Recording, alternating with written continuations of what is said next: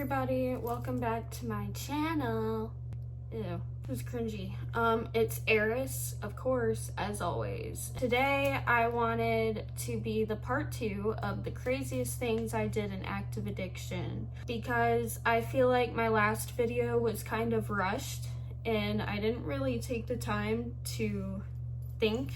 I don't know, it's hard to remember all the things I did, so I'm sure even more will resurface some other day, but for today, this is what I've got. And again, they're in no particular order of severity or like craziness. It's just whatever my brain could remember, I wrote down.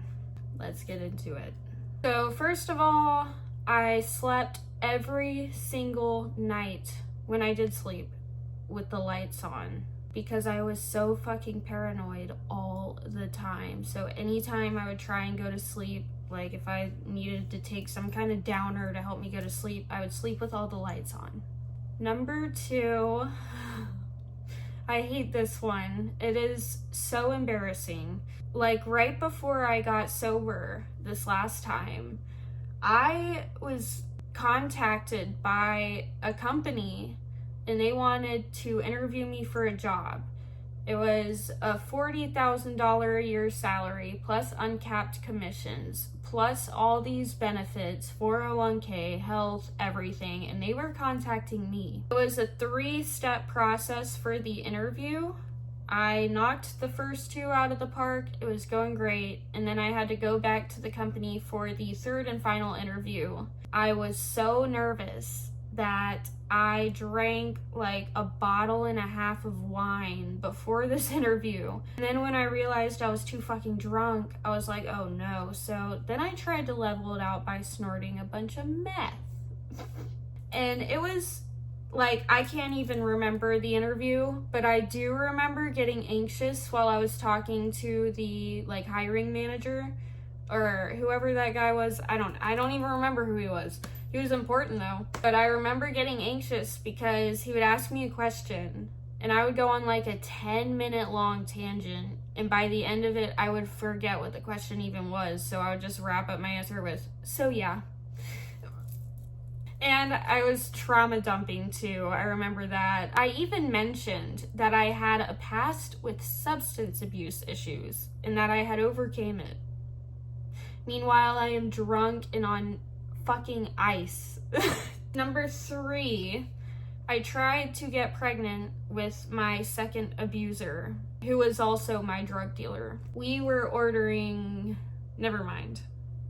Nope, too illegal, can't say it. But he was the one that strangled me multiple times and held a loaded gun to my head. I actually mentioned that in the last video about the craziest things I did in active addiction, when I mentioned like I tried to pull the trigger when my ex held a loaded gun to my head. Yeah, that's him. I tried to have a baby with him and luckily it didn't work, because I think God or the universe was protecting me, but he had also told me he only had like a 13% chance to get somebody pregnant because he was like not fertile or something. Anyways, I don't know, it all worked out. I didn't get pregnant.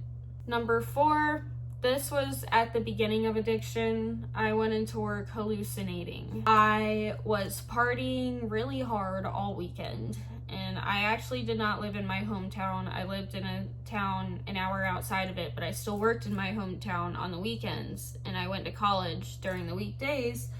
But I also liked working an hour away on the weekends because it was an excuse to go back to my hometown and party. So I was partying all weekend, doing lots of cocaine, lots of ecstasy, drinking a lot, and then chugging Red Bull after so I could drive. Not smart. I was on like day 3 of no sleep, and I went into work full-blown psychosis mode, hallucinating. But it wasn't like super extreme. It was like I was seeing the shadow people out of the corner of my eye. And I was like, I told the owner actually was there, and I told her, I was like, I need to go, I don't feel good. And she's like, too bad. So I had to work the whole shift, losing my fucking marbles. I think I found a way to leave early. I can't remember. That was 7 years ago. Number 5, me and my girlfriend hooked up in her car with all the doors open in a restaurant parking lot while we were on Xanax, or Klonopin, I'm sorry. And the employees of the restaurant that we were at all came outside and started clapping for us when we finished up. Oh my fucking God. Number 6, this is pretty basic. I feel like every addict goes through this, but at the beginning of my addiction, I was living with whoever I was partying with. And that's because, like I said, I was staying part-time an hour away and part-time in my hometown. So whenever I was in my hometown, I would sleep at whoever's house I was partying at. Now, there were times I got frisky just to have a place to stay. But I'm pretty sure that's also a felony, so no, I didn't. 7, I assaulted my roommate because she had stolen my bag of coke, and I was pissed about it. So we were screaming at each other, and I fucking grabbed her shoulders and flung that bitch fucking across the hallway. She almost cracked her head open. It was really bad. Number 8, I drank my ex's pee. In fact, I chugged it. I had such bad fucking cotton mouth. This was my first abuser, okay? He had me peeing in buckets all the time because he claimed that the bathroom was too far away from his bedroom, so he kept a fucking pee bucket in his bedroom. Well, one night he decided to pee into a Pedialyte bottle. And Pedialyte comes in all kinds of colors, including pea color. So I was cottonmouth as shit, and I opened it, and I didn't notice until like I drank half of it that it was very acidic and bitter and disgusting. I was like, fuck, I just drank pee. Number 9, I peed. Sorry, there's so many pee stories. I peed all over the backseat of my car. When me and my first abuser, who is also a dealer, were going to pick up our product, typically very long car rides, okay? So I have a very small bladder, and I would always keep an emergency pee cup and toilet paper in my car. I had a completely clear plastic cup to pee into, so I get in the back seat to go pee into it. And it's clear, it's a clear cup. I can see my pee. I think this was a glitch in the Matrix because I could see my pee going into the cup. And then when I pulled the cup up so I could like wipe or whatever, the cup was empty. And I looked underneath me and there was a big fat fucking puddle of pee all in my back seat. And I had to pee really bad. It was a lot of pee. Number 10, this one's pretty common, I feel, but I walked 10 miles in one night.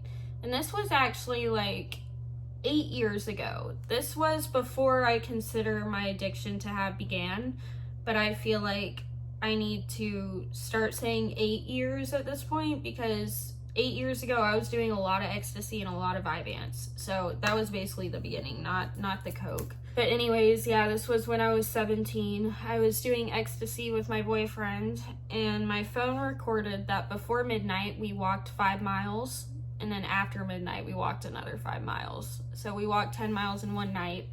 There is no doubt that ecstasy was pressed with meth, for sure.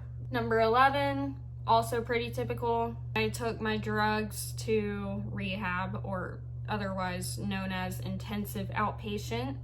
I went to group therapy, and then I went to the bathroom and I did drugs at rehab. And last but not least, along those same lines, I showed up to therapy tweaking out. I went to therapy, which my therapist worked at the addiction clinic that I was going to IOP at. I would come into my sessions very high all the time. Or if not high, then drunk. And he tolerated it. He put up with me. He was a good guy. He's a good therapist. But anyways, that concludes this video. It's still kind of short. I could have just put both of the first video and this one all together in one video. It would have been better, but I'm working with like a limited amount of time here that I have time alone to film. So you get what you get. Anyways, thanks for watching. I have more ideas for videos coming up soon. It's just a matter of when I can film. Okay, peace out.